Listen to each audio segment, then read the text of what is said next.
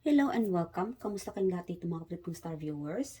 So, ang reading natin ngayon is, ito ang mga senyales na malapit mo nang matatanggap o malapit na itong, whatever you ask from the universe, malapit na.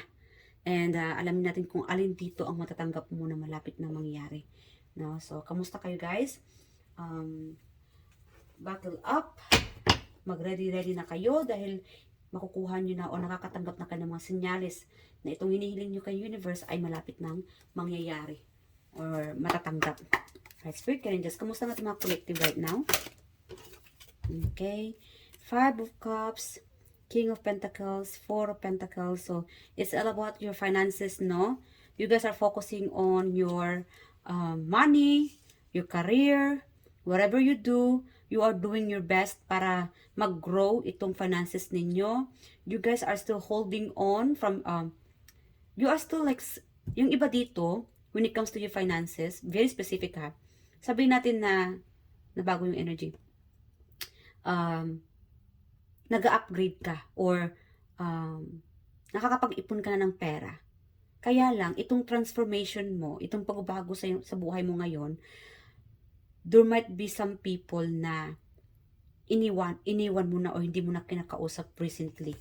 No? So, sa ngayon, instead na lumalayo ka na, either lumalayo ka sa mga toxic na mga tao, or it could be relationship. Again, guys, as a reminder mga kapatid, this is collective reading, general reading, hindi po ito private reading.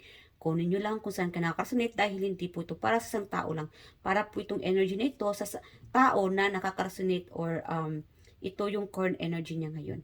Alright, so if you are the person na you are currently doing well when it comes to your finances, mas pinofocus mo na lang ang iyong pagiging amo, negosyante, sa trabaho, sabihin natin na nasa abroad ka, there's so many people, no, na sinusuportahan mo.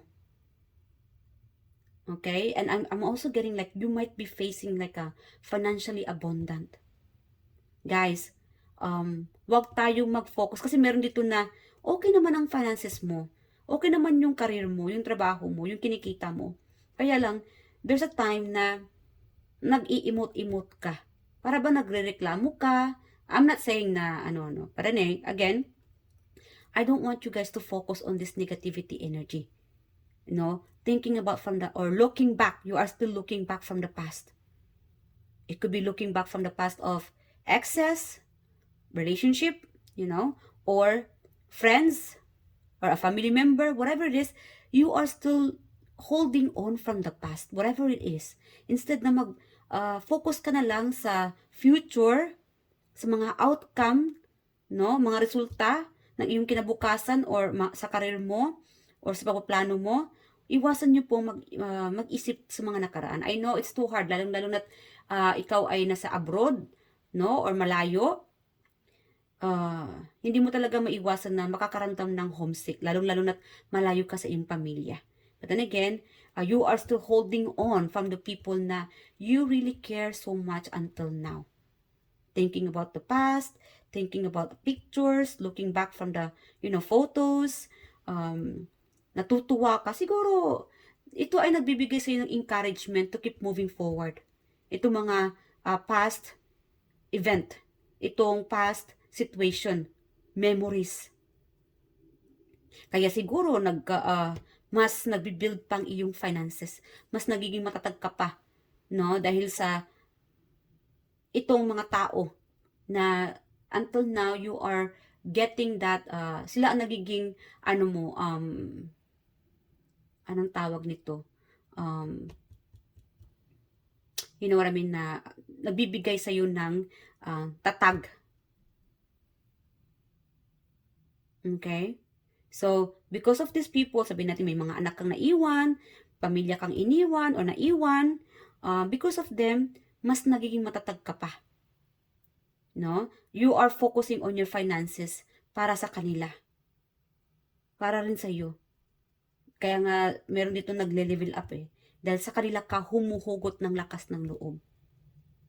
Yung iba naman dito, okay naman ang finances mo, kaya lang, para bang it's not enough. Meron kasi dito nagpo-focus pa rin Nagpo-focus sa, it's like unappreciated. Guys, that's not the right time for you na mag-focus ka sa mga hindi pa, parang hindi pa enough. Okay? The universe wants you to have this realization. Isipin mo, okay, sabihin natin na example, isipin mo yung nakaraan. Ano ang buhay mo noon kumpara ngayon? Kasi meron itong mahirap ang buhay mo noon compare now, mas malaki ang kinikita mo. Mas nabibili mo na yung mga gamit na gusto mong bilhin. Kumakain ka na ng sobra-sobra. Like again, lahat ng mga luho mo nakukuha mo na. But then again, you are still thinking about kung anong wala sa'yo. That's not the point that the universe wants you to know at this moment. Okay? Or your current situation right now.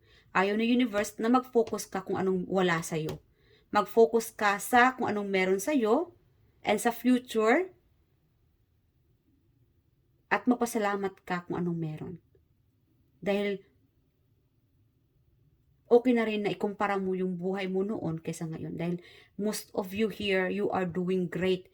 You are perfectly fine. And avoid thinking about something na wala naman sa iyo ngayon.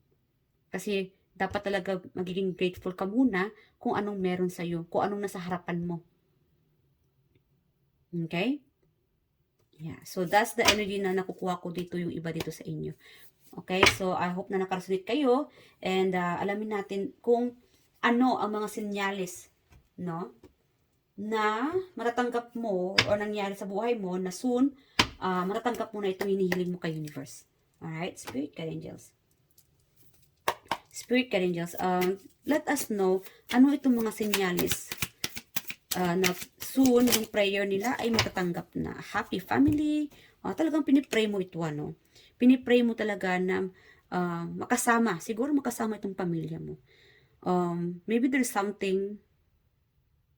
Alright. When it comes to your family, you know, guys, avoid. Alright. Kasi kanina nasabi natin, avoid or iwasan mag-focus or mag-isip sa mga bagay na wala sa iyo. Kasi meron dito na overthinking eh. Alright? It's like, sabihin natin na when it comes to relationship, example, no? Sinasabi mo sa partner mo na, oo, malaki ang tiwala ko sa iyo, 100%, 1000%, mahal na mahal kita, alam ko hindi mo ko iiwan, gitu. But yung pagkatalikod ng partner mo, ito na, nag-iimot-imot ka na. Si ganito ganyan pag alis ng bahay, maiba kaya yun? You know what I mean? So, you are not, you are being clouded. You are being clouded about this situation or about your mindset. Kung ano-ano na lang itong pinag-iisip mo.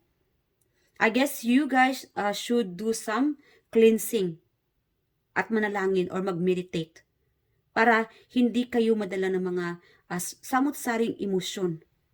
Yung mga unwanted thoughts. Kasi dapat mag-focus ka sa masayang bagay eh. Huwag kayong mag-focus sa mga hindi nakakatuwang bagay. Mga masalimuot or something like that. Iwasang mag-isip ng mga negatibong bagay. You should be thinking about a beautiful future, a beautiful memories with you, with your partner, with you, about your finances, sa school, kung ano mga ganap, or think about completion. Makukumpleto na rin kasi meron itong you might be asking or praying about to receive this completion of family na magiging kumpleto na rin kayo magpamilya. Siguro wish come true, no? Para sa iyo wish come true muna itong magkaroon ng kumpletong pamilya. Siguro magkabalikan kayo or may nasira sigurong pamilya dito and kaya siguro until now, meron kasi dito nakakaramdam ng na-stuck. Na-stuck ka sa mga palaisiping hindi maganda. Ang dami. Siguro, maraming tao sa paligid mo, yung mga, is that what you call, like, ginuguyo ka? Yung maraming mga taong nag-a-advise sa'yo, ganito, ganyan, and then, parang imbis na mag-advise sa'yo na maging maganda ang sitwasyon, or mapabuti ang sitwasyon, or whatever you do, para bang nagbo-worst pa. Parang hindi na siya maganda sa iyo. Okay? Para mas lumalala yung sitwasyon mo or lumalala itong mga overthinking mo, anxiety, or trap. Na-trap ka, feeling trap ka sa isang sitwasyon. Dahil you are dealing, ang kadil mo kasi ngayon is about your mindset eh, iyong emosyon. So these are the sign, no? Isa to sa mga senyales that soon, whatever you asking, maybe ito siguro yung stage, you could be in the stage of this confusion, overthinking. Ang dami mong iniisip. Or maybe the universe want you to have this realization. Again guys, kunin nyo lang guys kung saan ka nakakasunod. Kasi yung energy natin, na iba-iba. Dahil again, hindi lang ito private reading. Hindi ito para sa isang tao lang. Para ito sa tao na para sa kanya itong reading na ito. Itong energy na ito nakukuha natin. You know what I mean? So this is the sign if you are in a situation na ang dami mong na-realize, nagkakaroon ka ng mga, it's like a clouded emotions, nagiging emotional ka siguro lately, you know, I'm getting like, itong sinyalis na ito, because the universe want you to have this realization. Like again, looking back from the past, ano ba yung mga bagay na dapat mong baguhin? Maybe may dapat kang baguhin dito sa nakaraan, yung past action mo, and then, soon, when the time is right, itong hinili mo kay universe, ibibigay sa iyo, pag may natutunan ka na dito. Okay? So, dapat talaga mag-isip kayo ng mga happy vibes. Alright? Huwag niyong pakinggan itong mga karamihan, sabihin natin na maraming mga tao nag-a-advise sa iyo, huwag mo silang pakinggan mo ang iyong sarili. Ano ba talagang gusto mo? Alright? And also, kasi mixed, diba? Kasi meron ditong maraming mga tao nag-a-advise sa iyo, ganito ganyan, mas lalo kang naguguluhan. Again guys, kunin nyo lang kung saan, anong sitwasyon ito ha. Dahil hindi ito about love lang eh. Alright? This could be finances, family, related sa mga bata, sa iyong kalusugan, sa iyong career, sa finances, negosyo, friendship. Okay? Kasi mixed energy, marami ako nakukuha dito. Alright? So, you are in the situation right now na nagkakaroon ka ng mga idea. Yung iba dito. Idea of realization, idea of this looking back, or siguro nagkakaroon ka ng, parang binabalik siguro ni universe, or gusto siguro ni universe para sa iyo na mag-looking back or isipin yung mga nakaraan, parang ikumpara mo muna, no? Ikumpara mo yung buhay mo or sitwasyon mo noon or something na comparison or ikukumpara mo, and then you will have this realization. Kasi meron ditong may dapat ka munang ma-realize eh. Alright? Always think about what's best thing for you. Anong mas nakakabuti para sa iyo? Para sa iyong pamilya, para sa iyong finances, para sa iyong mga anak kung may anak ka, para sa iyong kapatid. This is like more about dreams. Ang dami mong pangarap. Most likely, pangarap mo sa pamilya mo eh. A wish fulfillment. But then again, there will be so much challenges. Marami dito kasi more on about your emotion. Alright? Baka nagkakaroon ka ng mga samot-saring mga emosyon na hindi mo maintindihan. Nakapag-isip ka na, dumating sa point na nakapag-isip ka na hindi maganda, and it's like, na-influensyahan itong mga ginagawa mo. Okay, so these are the sign na malapit na. Malapit mo nang matatanggap itong wish fulfillment. Completion. Happy family, support, kasi siguro ikaw itong sumusuporta sa pamilya mo, sa mga anak mo, or something about like completion. You will be soon feeling completed. Ito mga achievement. Alright? So, ano pa? Ano pa mga sinyalis? Alright, Spirit, can you just tell me more about signs? alam mo minsan, parang dadaan pa talaga, no, sa yung tipo na, yung mga challenges, yung mga struggle. Kasi meron ditong, dadaan ka pa talaga sa mga struggle. Hirap na hirap ka na. Para bang, it's not like, pinapahirapan ka ng Panginoon. This is like, based on your actions, on your emotions. You just, ang totoo dapat kasi dito is, gumawa tayo ng tama, no? Mag-isip tayo ng tama, okay? And we should listen to, ano ba talagang gusto natin. Hindi yung makinig tayo sa mga sinasabi ng iba. Believe in yourself, believe in what you can do. Alright? Believe in God. And do not give up. Alright? And surrender. Kung ikaw itong nakakaramdam ng struggle, hirap na hirap ka na sa sitwasyon mo ngayon, huwag po kayong mawala ng pag-asa. These are just, it's like, you are just being clouded by your emotions.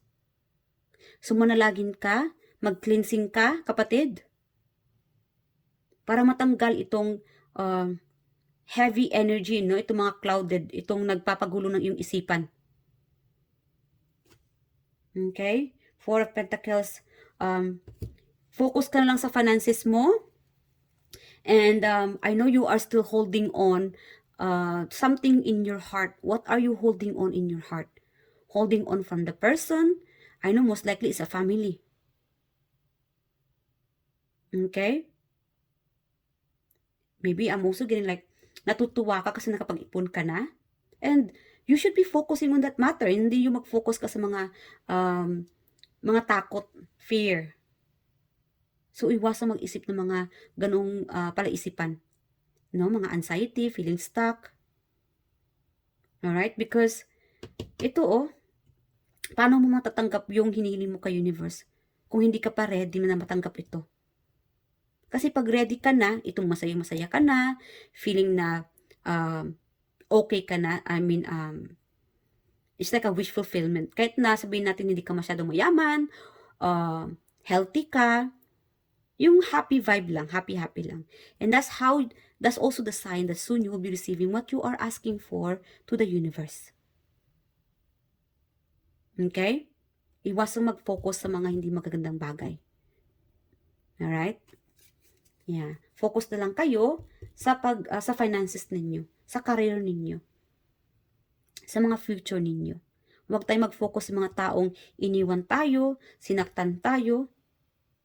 Instead, focus kayo sa pamilya, sa inyong kalusugan, sa iyong finances, sa iyong sarili. Love yourself. Lagi ko yung sinasabi love yourself. Sa mga reading ko, no, huwag tayong mag-isip sa mga nakaraan palagi. Kasi, if you are still holding back from the past, masyadong nagsuslow itong blessings na matatanggap mo. Or itong pinipray mo na hiniling mo kay universe. Kasi hindi ka pa ready. Pag nakita ng universe na hindi ka pa ready, hindi pa talaga ibibigay ni universe. At huwag kayong, huwag mawala ng pag-asa. Kasi kung kailan na darating na kayo sa finish line, itong mga challenges, wala na, nag-give up ka na. Ibibigay na sana, matatanggap mo na sana yung blessings, kaya wala lang. Hindi mo na matatanggap kasi give up ka na Alright? So, do some cleansing, clear your thoughts, clear your mind, mag-isip ng mga positibong bagay, kung anong meron sa'yo, dapat kontento tayo. Forget about the past, forget about those people who hurt you, kung sino itong nanakit sa'yo, o nagpapahirap sa'yo, forget it. Focus ka na lang sa finances mo, sa sarili mo, sa pamilya mo, sa anak mo, or sa school, whatever makes you happy. Or sa mga pinapanalangin mo, or dreams, no? Fulfillment. Dream fulfillment. Kasi the more na iniisip mo yung mga pangarap mo, mas napapabilis itong energy of wish fulfillment na matatanggap mo. Alright? Okay. Kasi kung nagpo-focus ka sa mga negatibong energy, no? Itong mga stuck energy, mas, or whatever na napapagulo sa'yo, mas nagiging slow, mabagal ang pagtanggap ng blessings na ibibigay ni universe para sa iyo.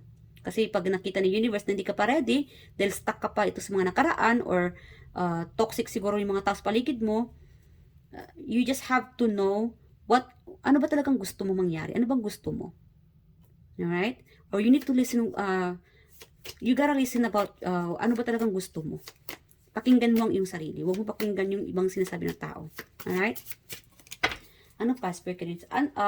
Let us know more. So, yun yung mga senyales, no, na malapit na.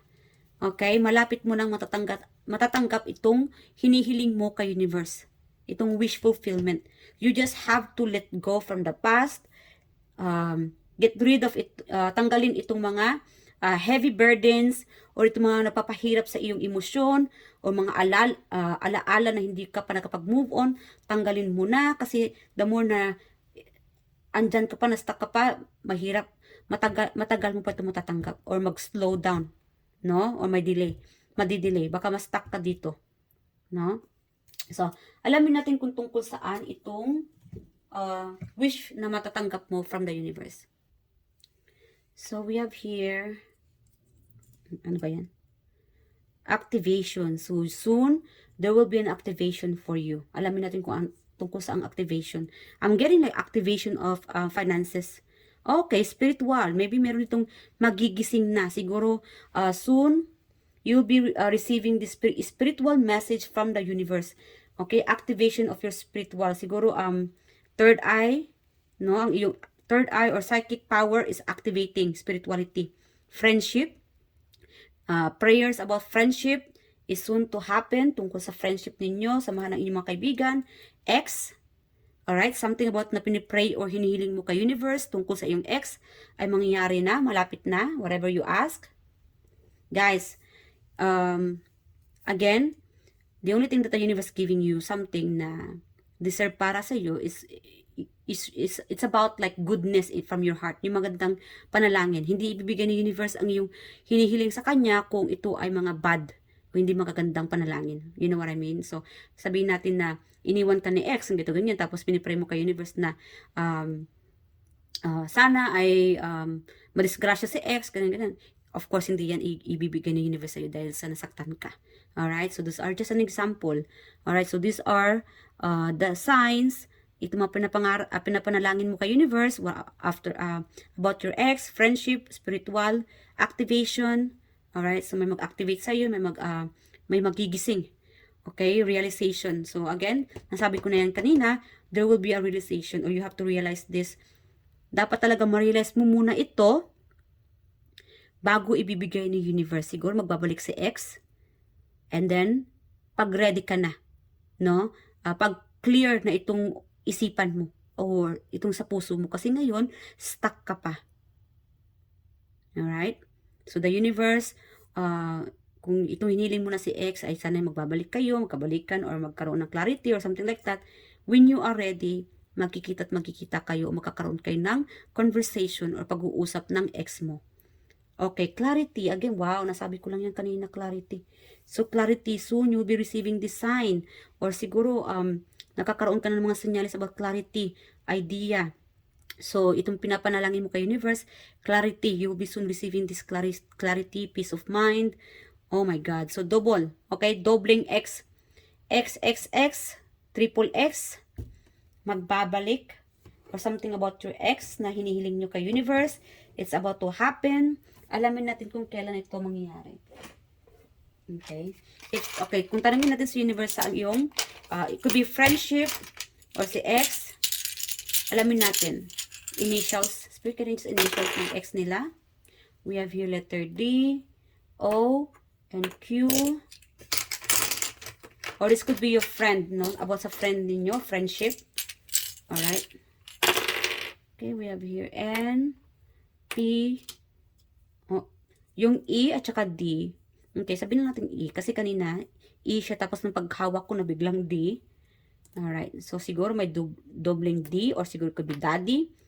Daddy ng iyong anak or something about daddy. Or tawagan. Letter R. Okay, so kailan ito, Spirit Guardian Angels, na mangyayari? Kailan niya matatanggap Spirit Angels? Kailan? Not more than a year. Siguro months or days. Spirit Angels, kailan ito? Itong prayers na soon it's happening. Matatanggap ng ating mga collective. We have here 4, 5, okay, 6, 5, 4. Wow, it's like counting down. Alright, so magbilang-bilang na kayo guys. Countdown na kayo. 6, 5, 4. It's happening. Yung iba dito is countdown days lang. Siguro 6 days from now, ito ay magbabalik. Lalo-lalo na't malapit na ang Valentine's Day. Baka magpaparamdam bigla si ex ninyo. Meron ditong 6 days, 5 days, on the 4th, or siguro June, ano to? April, May, June. Alright? Or 6 months, 5 months, 4 months. Hindi to abot ng isang taon, mga kapatid. Alright? So, there will be an activation, spirituality, may mag-evolve when it comes to you. Especially kung ikaw itong spiritual journey. There will be like a spiritual journey. Again, guys, this could be part of your spiritual journey. No? Na parang, ang daming mga taong nawawala sa buhay mo. Friendship, co-worker, a family member, because you are in this verge of spirituality activation. It's like a chosen one. Ganun talaga na pagiging psychic or activation. May mga tao talaga sa paligid mo na siguro magkakaroon ka ng realization kung bakit nawawala sa buhay mo. And the universe want you to have this realization na it's just right. No, dahil hindi sila naging tama para sa iyo. It's something like that. May dapat kang ma-realize dito, kapatid. Kaya nagkakaroon ka ng spiritual activation. No? Friendship, nagkakaroon ka ng mga, nawalan ka ng mga kaibigan or close to you, is because this is part of your spiritual journey activation. Si ex, maybe an ex-friend ay babalik, makakaroon ka ng clarity, a closure siguro ng ex ninyo. Again, maybe this one of nagdi-drain sa iyong isipan, no? A closure or clarity. No, siguro nagkaroon ka ng nagkahiwalay ka ng ex ninyo nang walang happy ending or walang magandang ending. And until now, itong sitwasyon na ito ay nagbibigay ng bigat sa iyong emosyon, sa iyong isipan. So soon, 6, 5, 4, para it's like 6 days from now, 5 days from now, 4 days from now, counting down. This is like, malapit na itong clarity. Itong closure or activation. So, pay attention guys. Yung iba dito, napaka-specific. There will be an activation para sa'yo. Spiritual. Malakas ditong spiritual activation. Yung pagiging psychic ninyo. So, pakinggan ninyo ang iyong intuition. So, mag-meditate kayo, mag-pray kayo. Alright? Yeah, so, there will be more on activation, spirituality when it comes to your psychic ability. Alright, so final advice na tayo from the universe. Yes or no? So ask any question and the answer will be yes or no. Okay. So ito ay malapit na mangyari. Not more than a year. So this month, 654, you can check this out. Angel number 654. Okay. So pause niyo muna yung video at magtanong kayo. Any question, isang tanong na muna and the answer will be yes or no. Okay. Spirit guide angels, yes or no for my collective? Yes or no for my collective? Oh my God, yes. An action. There will be an action. You know, meron itong uulanan. Wow. Uulanan ka ng good news or psychic ability. Wow, malakas ito Malakas talaga dito ang pagiging psychic ability. Whoever you are receiving a psychic power from the universe. Ina-activate ng universe ang iyong psychic power, yung psychic ability. Alright? So you'll be, it's like yung pagiging psychic mo, mas naging lumalakas ng lumalakas. Alright? So, we have here new beginnings, good news, physically starting something, creative spark, new intuitive, finding new passion, enthusiasm, urgency, accepting a challenge, potential, talent, growth. So yeah, soon yung iba dito, you will be, it's like may ma-realize ka na may talent ka pala sa gitong bagay. And this will bring you success. So, pay attention guys. Whatever you are asking, something na success para sa iyong buhay, na magsasuccess ka, you will be getting an idea from the universe about your talent. Receiving a talent or finding out na, wow, psychic pala ako. Wow, malakas palang energy ko, no? Nakakasense pala ako ng ganito ganyan, or nakakita na pala ako ng mga ganito ganyan, or something about like realization. So, gigisingin ka ni universe. An activation for you. Realization. I'm also getting like, it could be also from your ancestors. No? So, it's like a magic wand. Gagamitin ni universe ang kanilang magic wand para ma-activate ito. Or it's like a wish come true or a prayer come true. So guys, if you are in a situation na magulo ang iyong sitwasyon, kasi whatever it is, no, overthinking, ipanalangin nyo kay universe to clear, to clear your mind. Kung ano ito ano yung tawag nito? Ano ba yan? Nagpapagbagabag, or whatever. Kaya na nakakaalam guys ha. So, you know what I mean. Whatever you are overthinking right now, pray to the universe to clear whatever you are overthinking, overanalyzing. Itong mga nagpapagulo ng iyong isipan. And then that will be the universe job. Gagamitin ng universe ang kanilang magic wand para magkaroon ka ng clarity. See, we have here clarity. That's what you need right now. Manalangin kayo, universe, Papa Jesus, Mama Mary, archangels, ancestors. Ipinalangin ko po na naway bigyan niyo ako ng clarity. Tanggalin itong nagpapagulo ng aking isipan.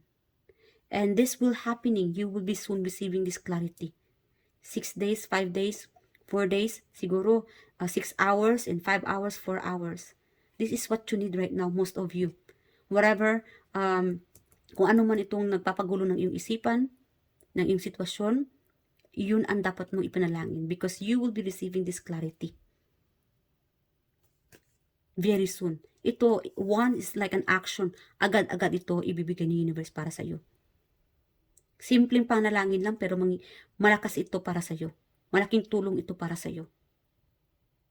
An activation of your power, an activation of your creativity, growth,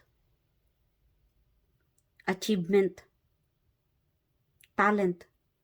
Mayroon kasi ditong talent na hindi mo pa natutuklasan. Or i-pray mo kay universe, Papa Jesus, anong talent meron ako na hindi ko pa natutuklasan? Please give me this clarity. I want to find out. And the universe will give you this talent. Alright? Kasi meron itong nakatagong talent eh. Yeah, because you are so busy. Ang dami mo mga iniisip. Marami sa inyo dito nadidistract. So, clear your mindset, your emotion, or tanggalin itong mga distraction sa buhay mo. No? And that pray will be answered right away. Agad-agad. In 6 hours from now, 5 hours from now, 4 hours, agad-agad. Simpleng panalangin lang, ibibigay agad yun ng universe para sa iyo. Alright, so hanggang dito na mga kapatid. So, nag-enjoy ka sa reading na ito. I love you guys and I hope to see you guys in the next reading. Please hit the likes below. Kung nag-enjoy kayo, kung hindi naman, okay lang. Mahal ko pa rin kayo. And leave your comment below guys what you think about this reading. And again, mahal na mahal ko kayo at mag-ingat po kayo palagi. God bless you.